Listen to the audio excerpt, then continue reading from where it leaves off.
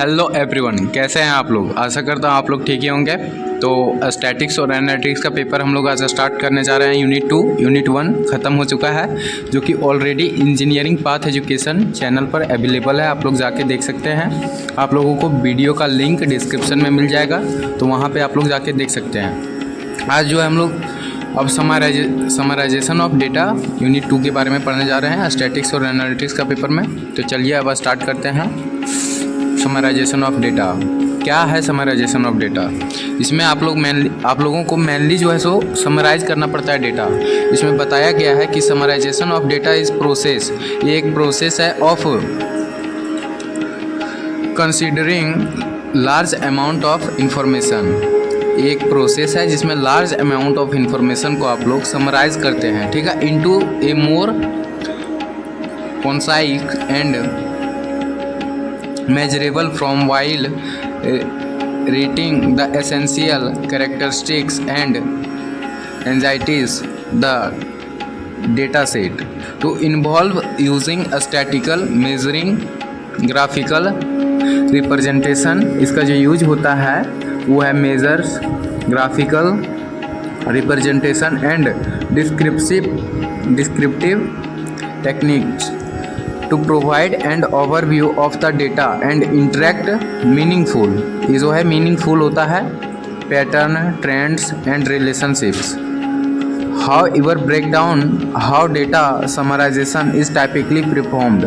इसको परफॉर्म्ड किस तरह किया जाता है? Statical measure, graphical representation, frequency table and relative frequency tables और समरी स्टैटिक्स, ठीक है, डेटा वेरिएशन टेक्निक और इंटर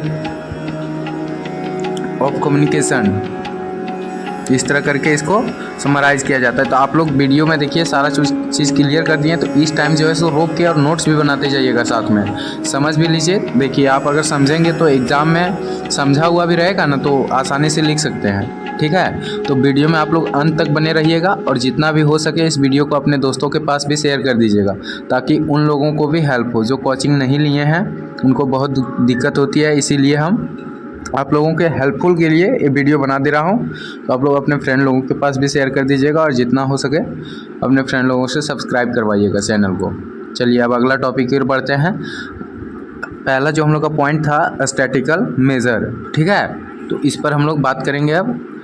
तो central tendency measure like mean, medium और मोड, जिसे आप लोग हिंदी में पढ़ते थे मध्य, माध्यक और बहुलक, are used to describe the typical of central value of data set. Variability measures such as range, variance and standard deviation quantify to spread of dispersion of data points, ठीक है। अब शेप पर जाते हैं। शेप जो हम लोग का पॉइंट है उस पर descriptive statics can be also categorized the shape of the data description such as skewness of quantities, ठीक है। आप लोग का ये टॉपिक है सो कंप्लीट कर दिए 3 को, सेंट्रल टेंडेंसी, वेरिएबिलिटी, शेप, ठीक है। अब यहाँ देखिए आप लोग का लिखा होगा ज्वाइन माई व्हाट्सएप चैनल। मेरा एक व्हाट्सएप चैनल है इंजीनियरिंग पाथ एजुकेशन का ऑफिशियल, तो उस पर भी आप लोग ज्वाइन हो सकते हैं। उसका भी लिंक डिस्क्रिप्शन में है, तो आप लोग वहाँ से ज्वाइन हो जाइएगा। सारा नोट्स प्रोवाइड कर दिया जाता है। अब ग्राफिकल रिप्रेजेंटेशन, इस पर जाते हैं। कैसे रिप्रेजेंट किया जाता है? ग्राफिकल रिप्रेजेंटेशन हिस्टोग्राम के माध्यम से किया जाता है। A graphical representation of the description of numerical data where data points are grouped into bins, a pilot as bar, ठीक है, box pilots as also as box and Visher pilots। This display the box distribution of the data along the measure of central tendency, ठीक है, and variability. अब pie chart के माध्यम से भी graphical data को रिप्रेजेंट किया जाता है। Use to graphic, pie chart का यूज क्यों किया जाता है? Use to represent the proportion of difference categories in the data set, जो डेटा सेट होता है डिफरेंट कैटेगरी का, उसका प्रेजेंटेशन करने के लिए इसका यूज़ किया जाता है। ठीक है ना। हम आशा करते हैं आप लोग का सारा टॉपिक क्लियर होता जाएगा। अगर कुछ डाउट रह जाता है तो आप कमेंट सेक्शन में पूछ सकते हैं, आप जाके वहाँ पूछिएगा, हम ज़रूर से ज़रूर रिप्लाई करेंगे। और नहीं होगा तो उस पर एक स्पेशली वीडियो बना देंगे जो आपको समझ में नहीं आएगा। ठीक है। देखिए फर्स्ट बार है ये जो सब्जेक्ट न्यू सिलेबस के अकॉर्डिंग डाला गया है, तो आप लोग को बहुत दिक्कत होता होगा पढ़ने में, इसीलिए आप लोगों को जहाँ समझ में नहीं आएगा वहाँ आप पूछ सकते हैं। आप लोग जल्दी 500 से 1000 से पार करवाइए। लाइव आके आप लोग को पढ़ाएंगे, ताकि अगर कहीं दिक्कत हो तो आप लोग तुरंत हमको कॉल करके या तो मतलब उसी में माइक ओपन करके बोल सकते हैं। ठीक है। तो अब अगला टॉपिक की ओर बढ़ते हैं। Scatter plots use to visualise relationships between two variables. ठीक है, यहाँ तक क्लियर हो गया आप लोग का। अब चलिए हम लोग अगला टॉपिक की ओर बढ़ते हैं। अब frequency table and relative frequency बहुत टाइप का होता है जो रिप्रेजेंटेशन किया जाता है, समराइजेशन ऑफ डेटा समराइज किया जाता है। ठीक है। फ्रीक्वेंसी टेबल या रिलेटिव फ्रीक्वेंसी टेबल से फ्रीक्वेंसी टेबल ये जो टॉपिक है इस पर बढ़ते हैं। ऑर्गेनाइज कैटेगरिकल और डिस्कार्ट न्यूमेरिकल डेटा। इसमें डिस्कार्ट न्यूमेरिकल डेटा और categorise organise by the counting of the occurrence of each categories of value। Relative frequency table. अब अगला आप लोग का पॉइंट है प्रेजेंट इन द पॉपुलेशन और परसेंटेज।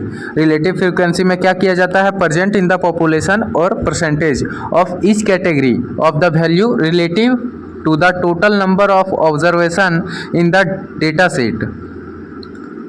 चलिए सारा क्लियर हो गया। अब अगला टॉपिक की ओर बढ़ते हैं।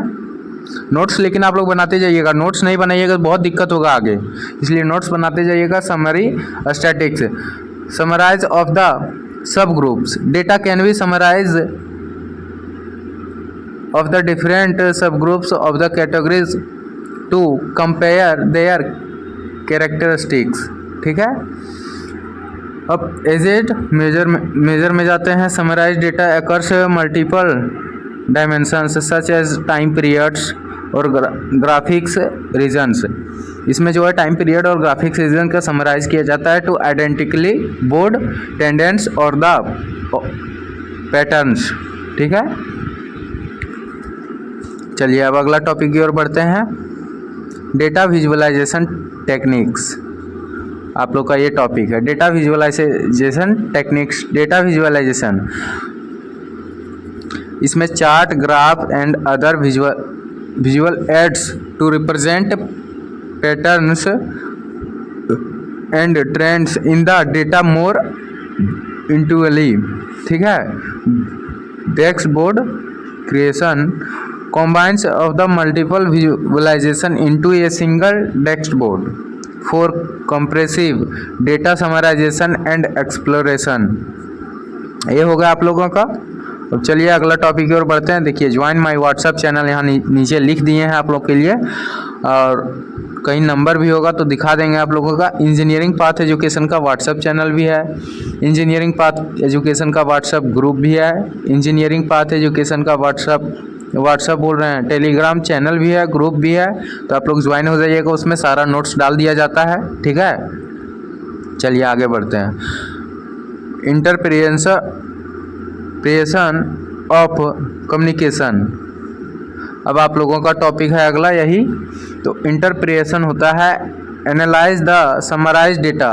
जो समराइज आप डेटा किए हैं, extract inside identify out linears and understand the underlying patterns of relationships। ठीक है। क्या रिलेशन है, कैसे रिलेशन है, ये सब उसमें समराइज किया जाता है। Communication present of the summarise finding in clear consequence. Minor जो मिस्टेक होता है उसमें आपको बताया जा रहा है। Audience level of the understanding and interest. ठीक है। तो ये भी टॉपिक आप लोगों को क्लियर हो गया। अब चलिए आगे बढ़ते हैं। आप लोगों का ये भी टॉपिक जो है सो ज़्यादा 3 लेक्चर जाएगा, 3 लेक्चर में क्लियर हो जाएगा। अब बेनिफिट्स ऑफ डेटा समराइजेशन, इसका बेनिफिट क्या है। ठीक है। क्या बताया जा रहा है अगला topic, benefit of data summarisation. इसमें आप लोगों को क्या बेनिफिट होने वाला है समराइजेशन करने से।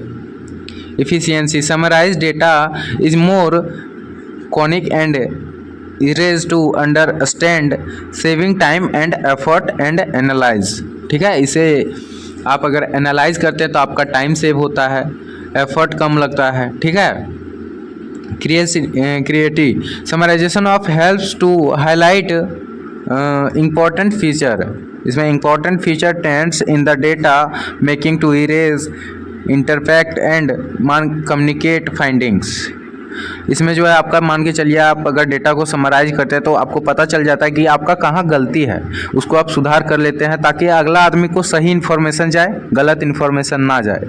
ठीक है, अब insights generation, by the considering complex data to simpler forms, summarization of faculties and generation of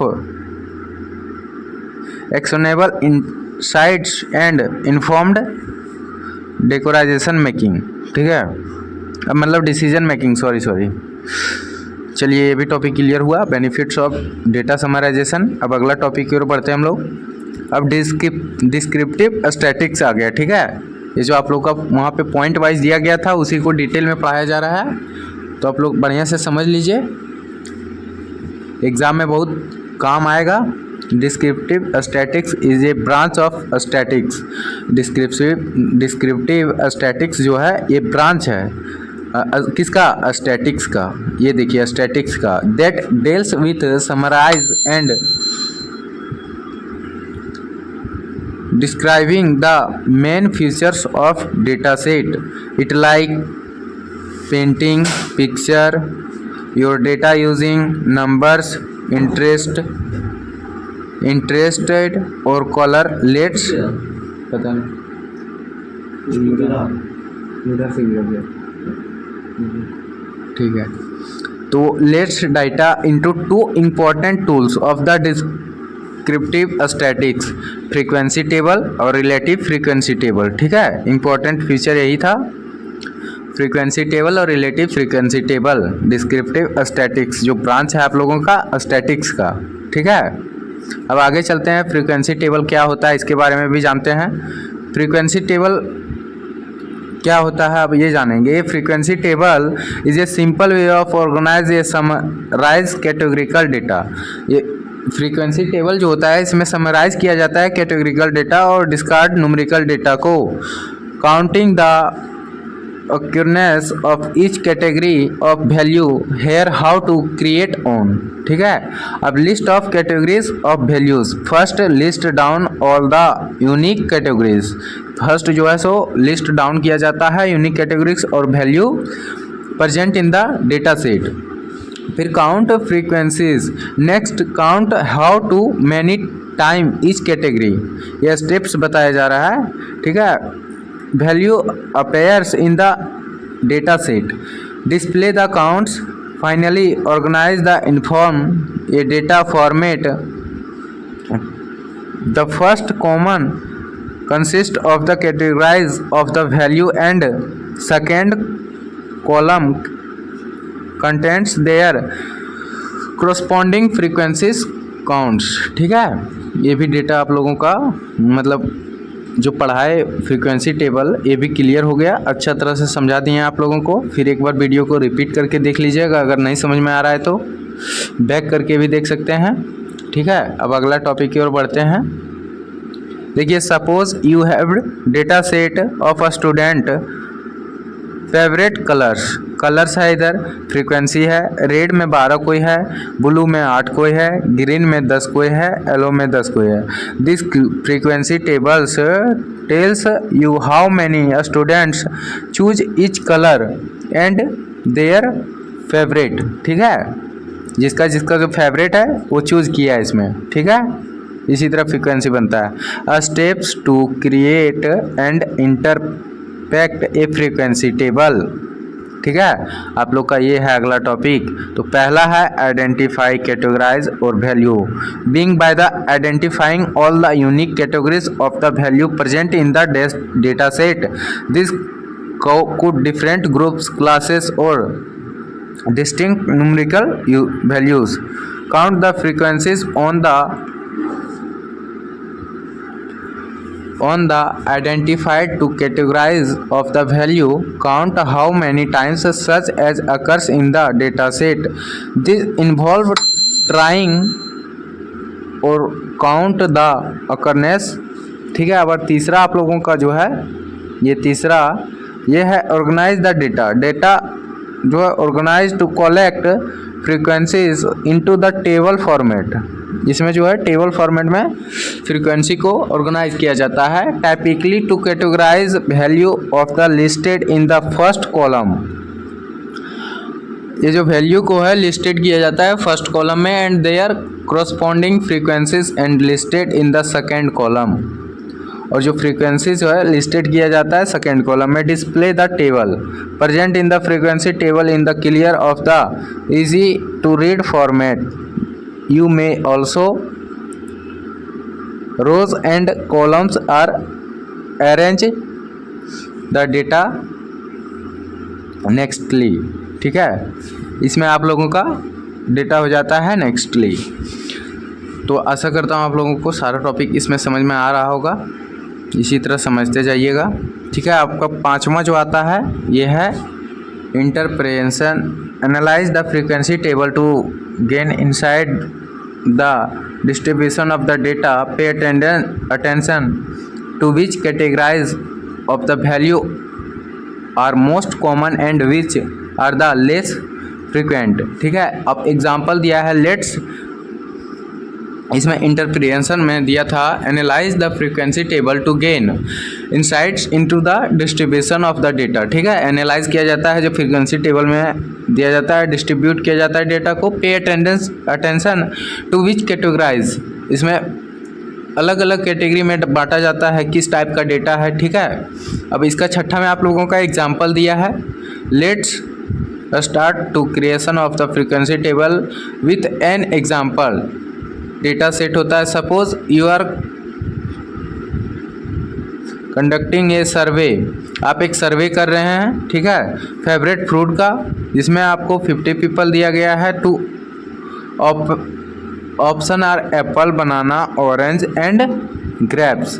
क्या बताया गया है, सपोज आप एक सर्वे कर रहे हैं ऑन फेवरेट फ्रूट का, मतलब आपको फेवरेट फ्रूट का एक सर्वे करना है जिसमें 50 पीपल है और 50 पीपल को ऑप्शन दिया गया है एप्पल का, बनाना का, ऑरेंज का और ग्रेप्स का। ठीक है, तो स्टेप 1 में आप लोगों को क्या करना है, आइडेंटिफाई, कैटेगराइज और values to categorize are apple, banana, orange and grapes. ठीक है, ये हो गया। अब स्टेप 2 में आप लोगों को करना है काउंट द फ्रीक्वेंसी, फिर count how many times each fruit to choose in the survey. ठीक है, आप लोगों का तीसरा स्टेप करना है organize the data, create a table with 2 columns, fruit and frequency, list each fruit the frequency column and it corresponding frequency in the frequency column. ठीक है, ये आप लोगों का आप क्लियर हो गया। तो आप लोग को जब हटा देते हैं सारा चीज़ तो आप लोग नोट्स भी बना लीजिएगा अच्छे से। ठीक है, अब यहाँ पे डिस्प्ले कर दिया गया है, देखिए डिस्प्ले द टेबल। ठीक है, पहला में है एप्पल 15 कोई, बनाना 20 कोई, ऑरेंज 8 कोई, ग्रेप्स 7 कोई। तो इसमें सबसे ज़्यादा जो आया है डेटा सर्वे में वो बनाना का, सब लोग बनाना पसंद करता है सबसे ज़्यादा। फिर एप्पल आया है आप लोगों का, फिर ऑरेंज आया है, फिर ग्रेप्स आया है। अब पांचवा स्टेप आप लोगों को करना है interpretation. From the frequency table we can see that banana is the most favorite fruit. क्या बताया गया है कि बनाना जो है सो सबसे ज़्यादा पसंदीदा फ्रूट है, फॉलोड बाय एप्पल, मतलब एप्पल के मुकाबले। अब orange and grapes are less popular choice. ठीक है, लेस पॉपुलर चॉइस है ऑरेंज और ग्रेप्स। ठीक है, तो चलिए यहाँ तक आप लोगों का क्लियर हो गया। अब जो एडवांटेज ऑफ फ्रीक्वेंसी टेबल है ये आप लोगों को अगले वीडियो में बताया जाएगा। तब तक के लिए यहीं तक वीडियो रखते हैं, बहुत ज़्यादा वीडियो लंबा करना है नहीं। आप लोग अच्छे से इसको देख लीजिएगा, समझ लीजिएगा। और अगर नहीं समझ में आता है तो फिर से वीडियो को रिपीट कर लीजिएगा शुरू से, और जितना हो सके अपने फ्रेंड लोगों को शेयर कीजिएगा। Thank you for watching this video. धन्यवाद।